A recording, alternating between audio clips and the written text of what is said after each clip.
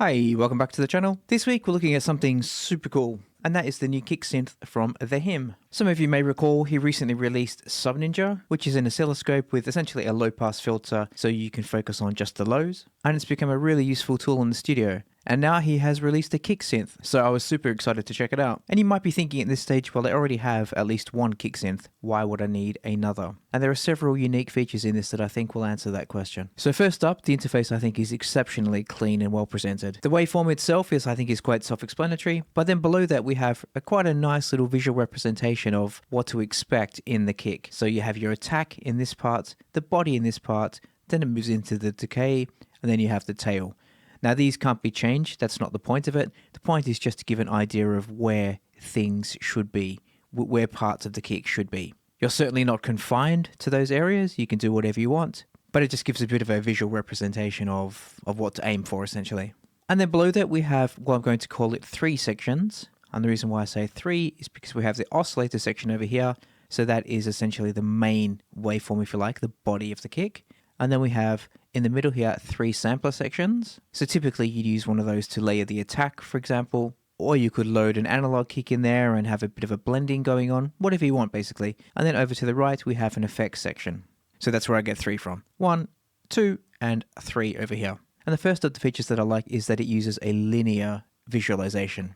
So by that I mean in, let's not name any names, but another kick synth that you may have, it's basically the majority of the waveform window is only focusing on the attack. It's a logarithmic view. Now, as I've said before, I get why that is, but personally I prefer working in a linear view like this. So now let's have a look at the oscillator section where I think is the majority of the really unique features of this.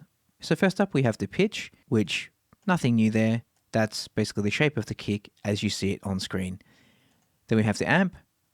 Once again, nothing new there, you've seen this before.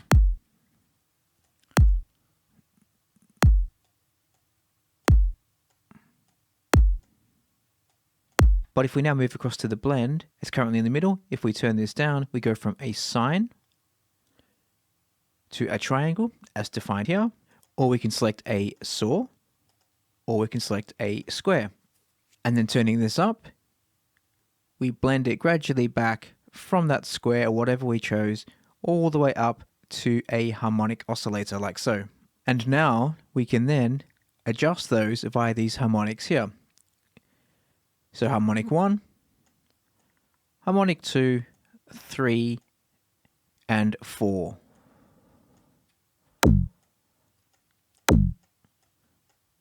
So as you can hear, some properly nasty kicks.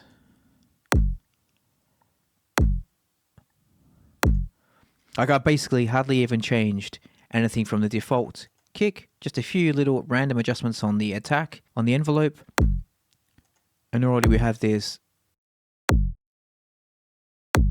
balls to the wall kick.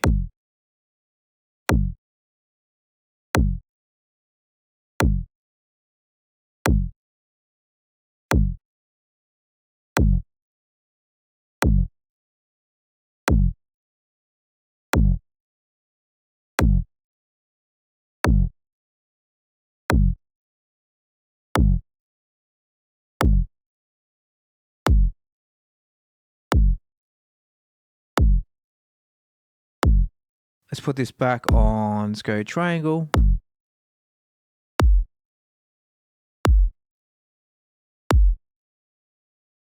So I think the ideal kick in this scenario would be the best of both worlds. So I want the clean attack like we're getting now,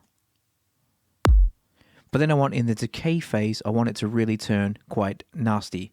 So on the blend knob, let's add a little node here, and we're going to turn that down, and then we'll turn the blend up like so. So now you can see at this point it's going from the clean sine into this harmonic oscillator towards the end.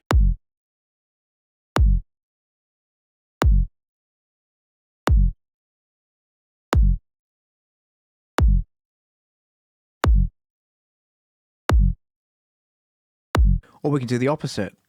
Let's turn this up right at the start and let's add quite a lot of grit at the start, and then we'll go into a clean decay.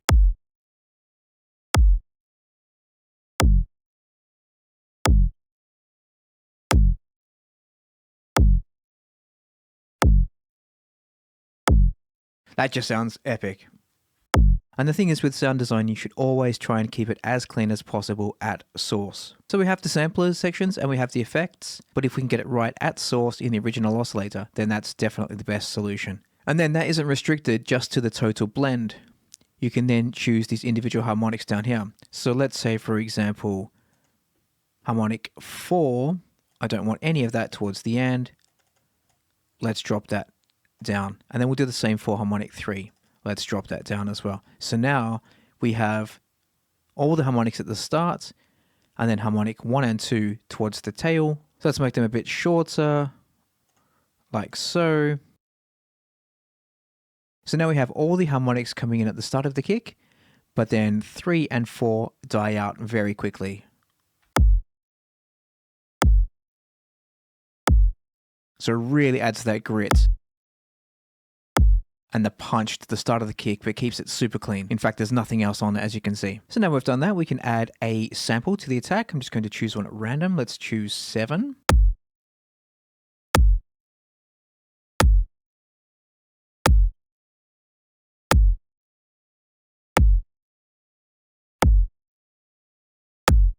Let's keep it just a tiny bit, take a tiny bit of the high out. Let's take a lot of the lows out, because we just want it at the start. Then we'll go to the amp envelope, and then we only want that at the very start.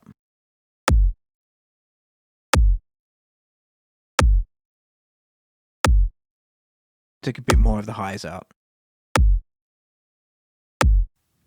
Super cool. Sampler 2 and 3 I don't need for now, so we'll skip over to the effects section. We have a distortion at the end here. This is in addition, obviously, to the harmonic adjustment.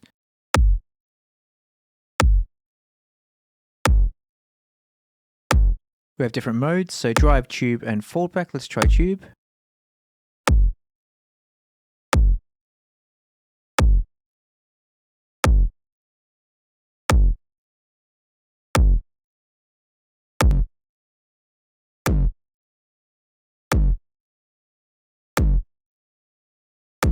What I love is that the display changes once you change the distortion also. So it isn't just limited to display of the oscillators.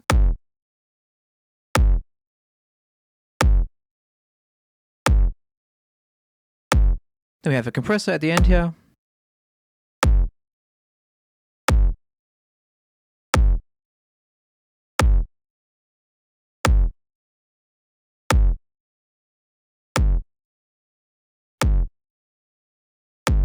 And that display also works on the compressor, which is really, really handy.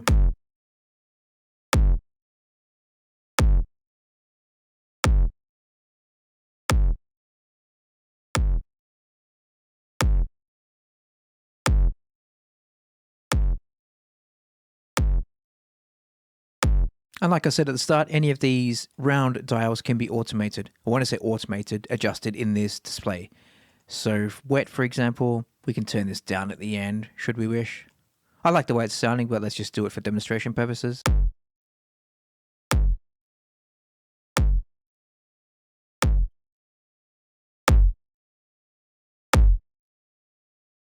Really cool. Let's just go back and tweak the sample layer quickly. The best way to do that is to click on these little displays up here. So now if we click on S1, we can see the sample.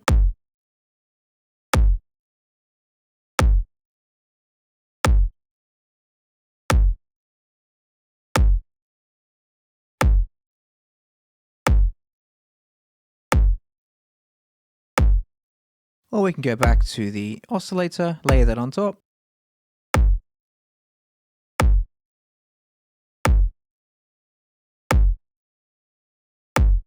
Or we can look at the final combined consolidated waveform, like so. Right, so now let's have a look at my favorite feature. So if we go to, I'm going to go to my sample folder. And we're going to load up one of my own kick drums. Let's take this one, for example, Psychic Vibrations Volume 2, kick called Agra. Let's drag this onto the GUI, and now we have 4 options. We can drop it into one of the 3 sample slots, or we can drop it onto the oscillator itself. And as it says there, it's going to use AI to regenerate that kick. So let's see how well it does. So once we've done that, it gives us some options. So we have a low pass frequency, and essentially what the low pass frequency does, it splits the high and low content between the oscillator and the sampler. So a lot of kicks have an attack layer from a sample, and that's not easily generated from an oscillator. So what Kick Ninja does, it splits those highs and puts them into a sampler, and then the lows go into the oscillator. So let's keep the default settings and listen to how it sounds. Make sure I turn off the effects because I don't have any. Let's turn off sampler 2 and 3. There's nothing in there, but I just want to be sure. And that sounds pretty impressive to me. Let's just load in a sampler track. So now we have it on the sampler, my original kick drum. And then Kick Ninja. Let's play them back to back. That is pretty impressive to me.